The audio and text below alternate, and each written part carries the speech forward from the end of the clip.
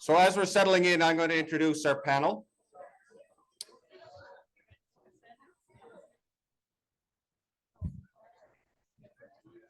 Of course, we have Sandy Penny returning. Again, she's the Vice President and Chief Operating Officer of the Labrador Grenfell Zone, Newfoundland Health Services. Again, we have Dr. Patrick Parfray, Deputy Minister, Health Transformation in the Office of the Executive Council. We have Dr. Megan Hayes, Assistant Deputy Director of Health Professional Recruitment and Retention for the Government of Newfoundland. And Debbie Malloy, VP Human Resources, Newfoundland Health Services.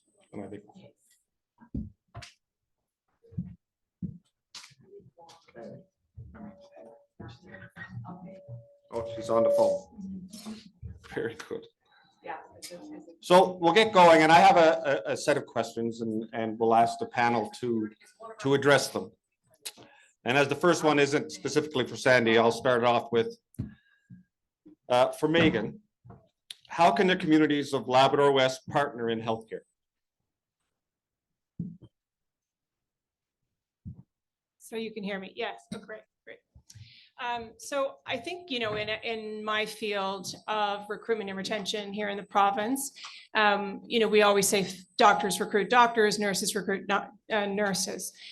I would also add that communities play a huge role in retention. Communities keep doctors, communities keep nurses. That's where we find a sense of belonging. That's what we, you know, we find places for our spouses, for our families to integrate and to feel welcomed. So communities create the broader environment where people feel welcome. I think there's a few things that I wanted to show up early and catch people and find out what was going on in the community here. I know that there are students, learners, residents of all different types of health professions who are coming here. And I think what the first step we do is create connections, create a team where we're connecting those learners into key people in the community so that they can learn what the community is about, what it values, and things to do, attractions, places they can go and connect, and being made to feel welcome, people showing an interest in them. They're at a key, very impressionable part of their career. And I think that's a really important part of their integration. It's not just learning medicine or nursing or lab tech or phlebotomy. They're looking for where they're going to spend the rest of their lives. So we can create teams to create welcoming environments, and I think those teams should be inclusive. Think about including people who are newcomers. Think about including people who are health professionals. There's opportunities for you to, as a region, collect events, attractions, groups, Facebook groups. It's really even people who might have been from here who would be coming back, but certainly for anyone who's new, they wouldn't know where to find employment, how to get childcare, how to get housing, who's going to walk their dog when their shift runs late. We also have a website called Work in Health NL. So workinhealthnl.ca is a website that we're using to market for health professionals. So I would welcome communities to connect with us around that website, around content that we can use. We have actually tried to profile, really what we're profiling are the health professionals who are working in our province. So my experience also as ADM, I think is backed up by my experience as a family doctor. I went back to my home area after working around the province, but it's the town that I have my practice in, Harbour Grace, that's done a really good job of welcoming our team of physicians. They do a really good job of connecting with our learners. And yeah, so I think those are the kinds of activities that we can get communities to engage in. And that's around recruitment and retention. Perfect. Yeah, I like that. Good answer. This one is for Pat and Sandy. So we have a bunch of processes in our healthcare system. We can talk about paramedics or ambulance service, lineups in ER, prescription refills, something like that. How do we make those healthcare processes more efficient? What are some of the things that we can do to make them more efficient for our people? Right, when I start, Sandy, I'll differentiate this from the acute care system to the community system a little bit. So if you take the community system and the idea that we're propagating family care teams, and we're propagating that individuals within those teams have an increased scope of practice, and that the doctor does the stuff that's related to the clinical problems the patient has, and is available more often, and that the other nurse practitioners and nurses and all do the job that they're capable of doing, which kind of spares the doctor from doing it. It's a kind of a doctor extension idea, but it's also a more efficient idea. So the ringer there, of course, is going to be, can you get providers to work in those teams? And I do think that what providers are looking for is they're looking for an increased quality of life, which is feasible with a remuneration package that's not a business, which is blended capitation is probably a solution or a salary. And then the capacity to function as a team. As most people know, that if you're in a good team, you actually like it and you look forward to interrelating with the people. And so I actually think that approach is a good way to efficiently provide community care, particularly in an environment where we have a deficit of doctors and providers. So that's kind of one response. And then the second response is around acute care in terms of efficiency there. So the efficiencies could be developed by bringing care to the people, which is what I would favor. So when you take Lab West, how do you bring tertiary level care to the people? So I think you have to embrace virtual care. It fills gaps. It's actually good, right? You get a connection with a doctor face to face about your clinical problems. And I'll give you an example how good it is. And then the other piece of it is that we've got to embrace is the idea that physicians in the urban areas go and visit the areas that are under-doctored. That's actually started to happen. In Happy Valley Goose Bay last week, there was a surgeon doing endoscopies, and this week there's a cardiologist seeing patients with heart disease. So that idea that there is a bidirectional effect between the smaller places and the bigger places is important and is efficient. So I'll give you the example about virtual care. So if your heart fails, you're going to die fairly quickly unless you get stabilized and you get the appropriate drugs and you're monitored properly. So heart failure is a bad thing. So before virtual care, there was a heart failure clinic, saw 1,869 patients approximately. Sounds very accurate, doesn't it? But anyway, and there were 9.9% of the visits were virtual, and the patients were stabilized in 6 months. So that's the kind of traditional model that was used. People went home and they came back in to see their doctor, etc. So people who were further away from their doctor were disadvantaged. So what happened last year was that there was a virtual care element added to this clinic, heart failure clinic. They increased the numbers to 3,000 people. They stabilized the patients within 9 weeks. 30% of the visits were virtual, and people from all over the province attended that clinic. In fact, there were 17 patients in Lab Grenfell Health. So that's just an example of how well virtual care can work. And you all know that there are people going from Lab West to St. John's multiple times a year to see a doctor about some frigging thing that they had, when half the visits or more could be done virtually, and people would prefer them to be done virtually. So we have to buy in to a technology that works, that fills gaps, and allows us to keep connection with the tertiary care doctors that you can't get in your local community. So they're my ways of being efficient. That's a hard act to follow.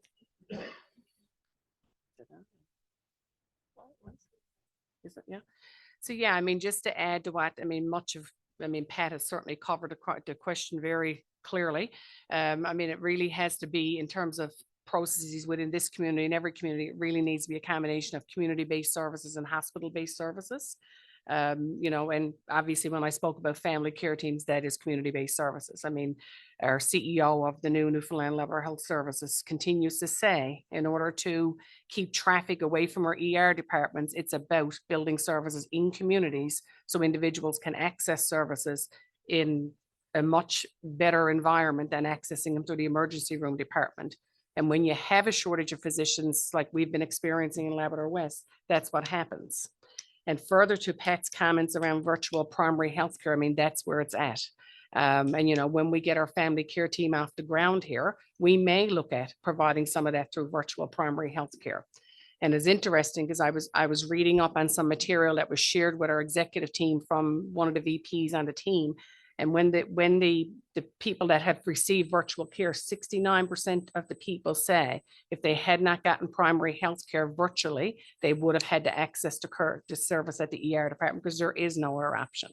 So I think that's how we get there, is by having a hybrid approach or hybrid model of community-based and hospital-based. Really good. I want to just extend that question a little bit more. So you're talking about virtual care and using Teams meetings or Zoom or those types of efforts. What I'm noticing now on TV is that now your iPhone, you can take your blood pressure, you can take your temperature. Has there been any thought in terms of using that kind of technology where you can actually do some looking at those types of diagnostic tools, so people are actually feeling like they're getting touched and felt and actually getting some service rather than just, I'm telling you what I'm feeling and you're going to give me some. I think the hesitancy, and then maybe people feel differently. My hesitancy would be, you're taking for granted what I'm telling you as a patient. I don't think that's the way it works. Okay. I think that the patient has got a health provider locally with them, and the doctor is able to get the blood pressure and the weight and the feel whether the person has got swelling in their legs, and the nurse who's sitting there with the patient can be asked to, can you do this? Is this going on here or whatever, or get a chest X-ray, etc. So this is not the patient isolated to a doctor that's a million miles away. This is a kind of a two-way street where there's a local connection and there is a tertiary care connection of expertise. So so your fear, but having said that, those technology you're talking about, they're going to come into effect without a shadow of a doubt. And we've announced the idea. I remember I said about the seniors and using technology for the seniors in terms of being able to get their appointments and see their medical record and navigate the system, being able to enter data that they provide through their apps is no big issue at all about that, I'd say, in the future as we're coming along. And I just like, I did virtual care for dialysis for the province for 10 years. And met with the patients in Happy Valley Goose Bay and in Labrador City once a week, and was able to advise the nurses about what should be undertaken. They couldn't get a nephrologist. It just wouldn't be feasible to get a nephrologist. But virtual care provided them with a nephrologist. So I'm going to say some stuff here that maybe I don't believe in or do believe in, but it's going to be something that's going through people's minds, and then they're going to want some kind of answer, and that gives it. That there is extra support there when you're doing those virtual conferences. So Debbie, what are the results of exit interviews and post-rejection interviews, and how can we get access to this information to identify the challenges of attraction and attention? So we do exit, or we offer an exit interview to every person who leaves our employ. Some people do them, some people don't. I did look at the results, the rolled up results for the Lab Grenfell zone in the last year or so. And the results are not that surprising, to be honest. There were only a couple of things that I wouldn't have expected. So when we asked people why they came here, why they accepted a position in the Lab Grenfell zone, they talked about it was a full-time permanent position. There was career growth. Interestingly enough, they didn't say it was because of the incentives. Which I thought was kind of interesting, because we do have quite a lot of incentives that we do offer folks. But when people were leaving, they said, we said, well, what could we do to make to entice you to stay. They did talk about higher pay and incentives. So it's kind of an interesting sort of thing that it didn't bring people in. One of the reasons that people did talk about leaving that was unique, I think, to the Lab Grenfell zone was they did talk about social isolation.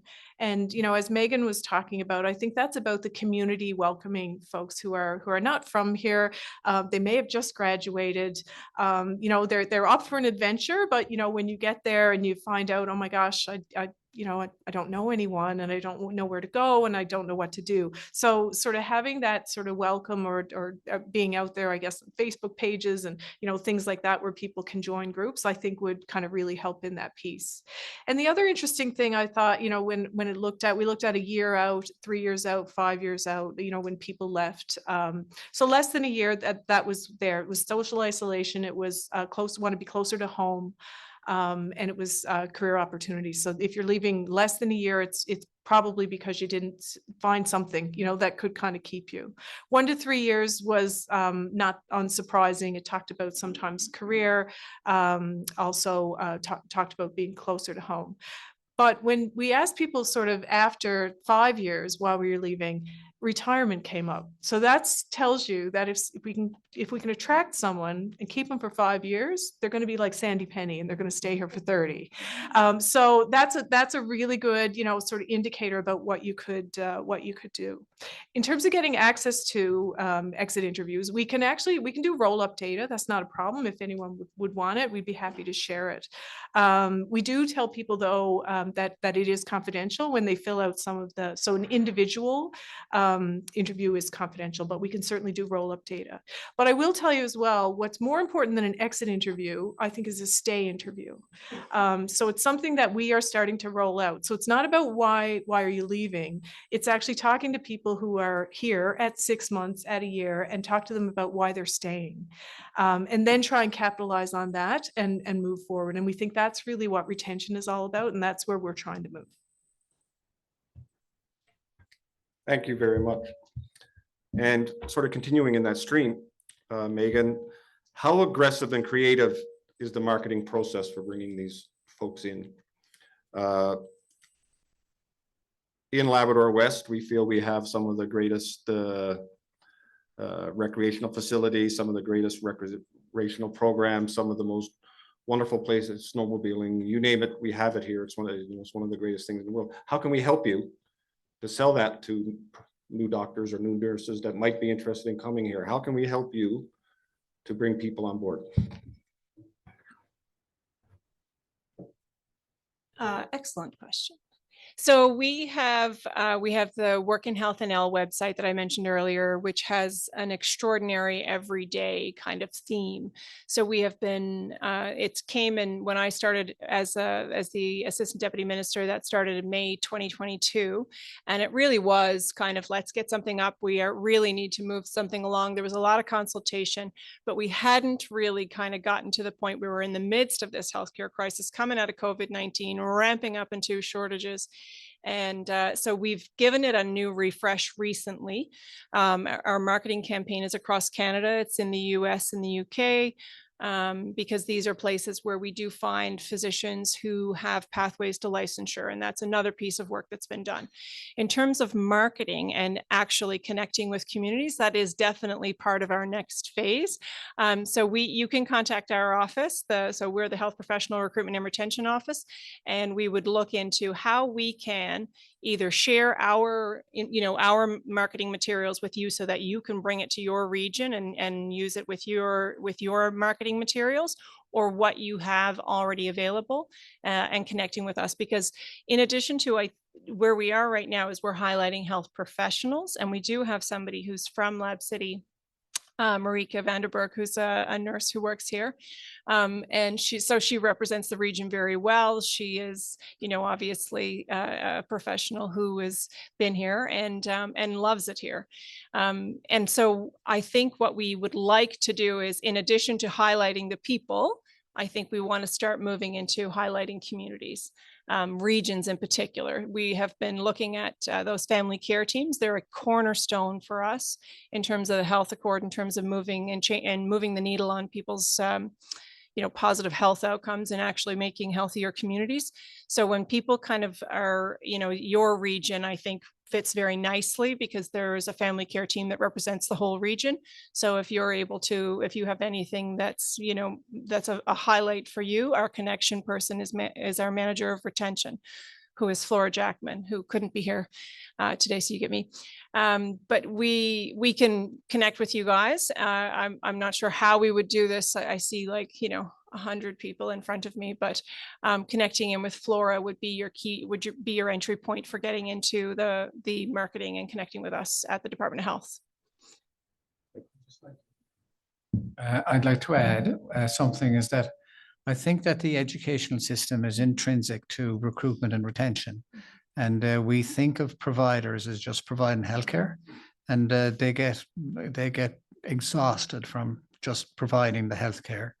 If they have an educational mandate, it gives them some more interest in how things are going, and then in their lives, I mean. And then on top of that, then the learners that come to them, and there's 10,000 people in this region, so there's enough people to be able to give experience to learners, that the capacity for them to like what they see and decide that Labrador is for them or Lab West is for them. It's a bit like the NORMED program in Happy Valley Goose Bay, which has been very successful.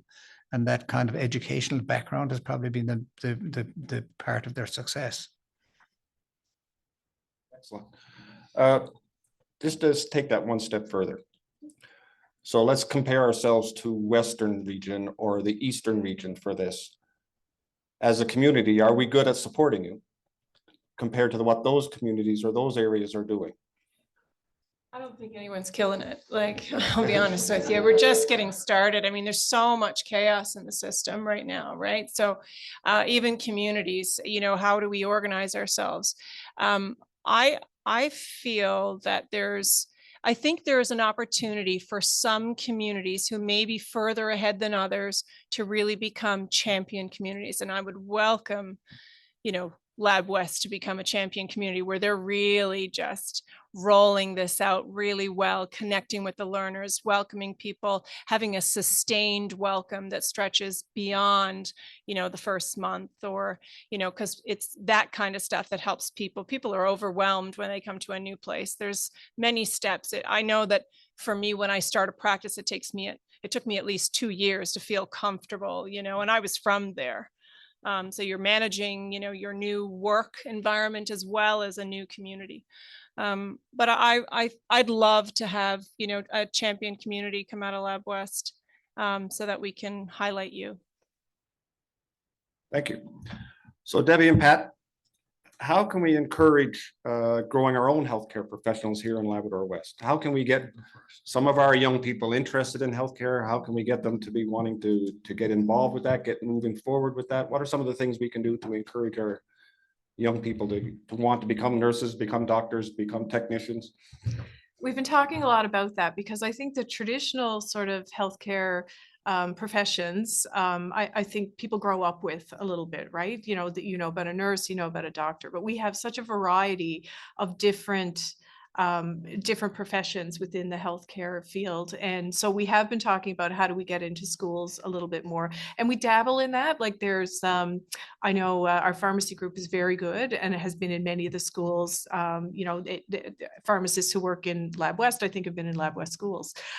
We've also in Lab Grenfell, before we became a health authority, hosted a few summers, something called Lab Quest, which was kind of loosely based. It's about it's a week where we invite students from across Labrador they were going into Happy Valley Goose Bay, and they were going into that site and seeing all kinds of different professions. So we want to try and move that along. I think we used to be in a place where our seats just filled up.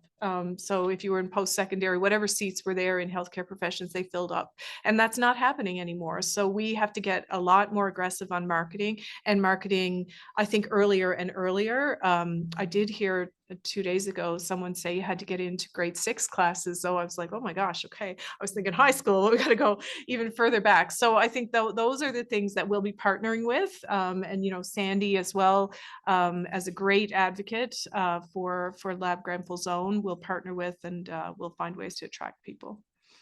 So I'm going to strike a rather more pessimistic note, which is around the demography of our society. We have so few children, and there's only a component of them are going to want to go into a health provider field or study hard enough to go into a health provider field, etc. And I just don't see us filling those provider positions. We have a greater need. We want to have more positions. We don't have enough children. So we have to have more immigration of people who are going to have babies.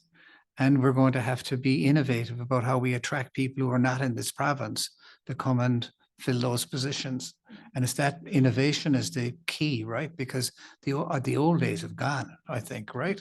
You know, we heard the stats today of there's 2 elderly people for every child. That's hard going, that. I'm looking for a second career, so maybe I'll go into medicine myself now. I just wanted to add, actually, I know just to pick up on the champion communities, there are some really great examples of pieces of the work that can be done to really become great at this as a community. And so we're working to assemble that. We've been working with our immigration partners. We've been working with municipalities, Newfoundland and Labrador. We're working with the educational institutions. We're working with Newfoundland and Labrador Health Services to create a community toolkit. And so we'll be able to bring that to the community so that you guys can actually have a playbook for how to do this well. Be able to pick and choose some things that you'll be able to do well, that kind of highlight your region and focus on your strengths. All right, so we have one question left on this list here, and it's a little bit different. So, Pat, what are the first steps of getting a program in place similar to Quebec, where 100% of the travel costs associated with medical travel are covered upfront by the government? Or is that even feasible? Oh, it's feasible, but I got to be careful here now, because I am a deputy minister, and cabinet discusses these things.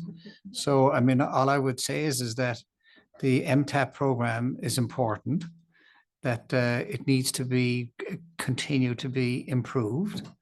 The seniors advocate called for a rate of 40 cents per kilometre, as against what currently goes as 20 cents per kilometre. The capacity to pay for everything is limited by any provincial government that goes in there. They have to make choices. So I think that it's really important, the MTAP program is, if you want the truth. But we should try to be a little bit more innovative in the way we think. Can we create partnerships whereby the financial component is partly related to the community and partly related to the government, and etc. I'm thinking out loud now here, that the capacity to ask government, whether whatever political party is in government, they end up having to make choices, right? And how we can work as a society to help go in the direction that we really want. And that's why I'm keep pushing this idea that well-being is more than government. It's all of society. And I think that solving and transportation is a social determinant of health, really, isn't it?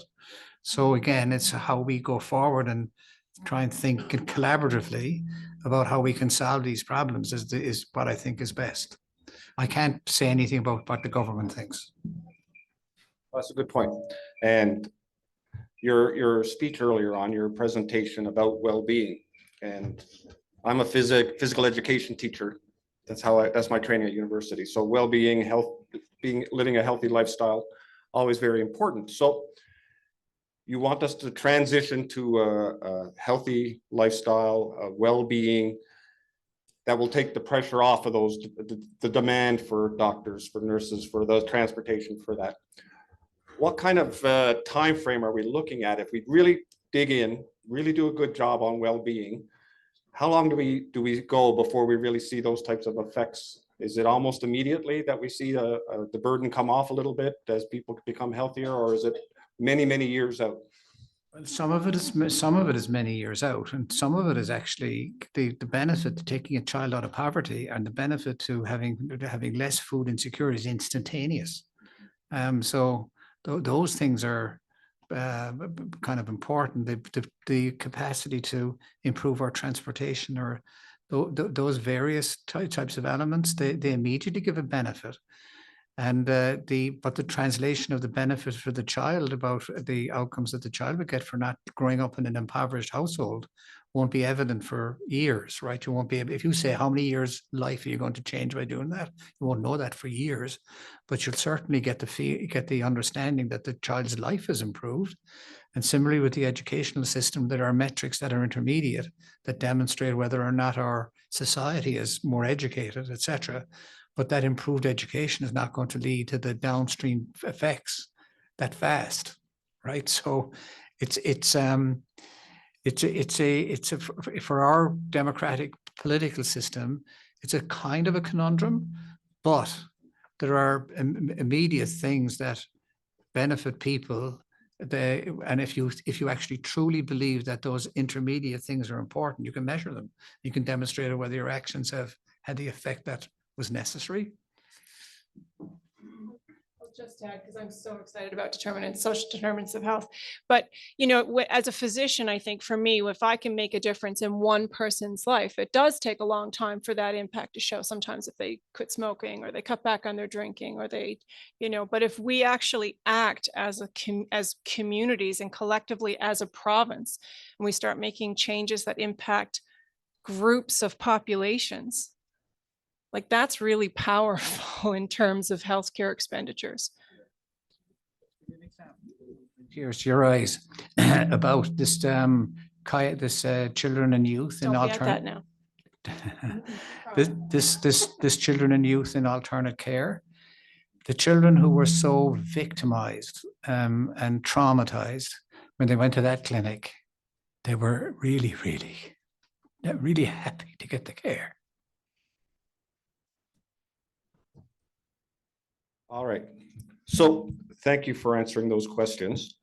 We'll take 5 minutes. You can get your coffee and that. We're going to bring the community panel to discuss healthcare in, and we're going to continue that conversation. You guys have given us some thoughts about what we can do as communities to help you along this path. Now we're going to talk about what the communities can do to make that work, and we get some action items out of it. So we'll take 5 minutes, get your quick coffee, and then we'll reconvene.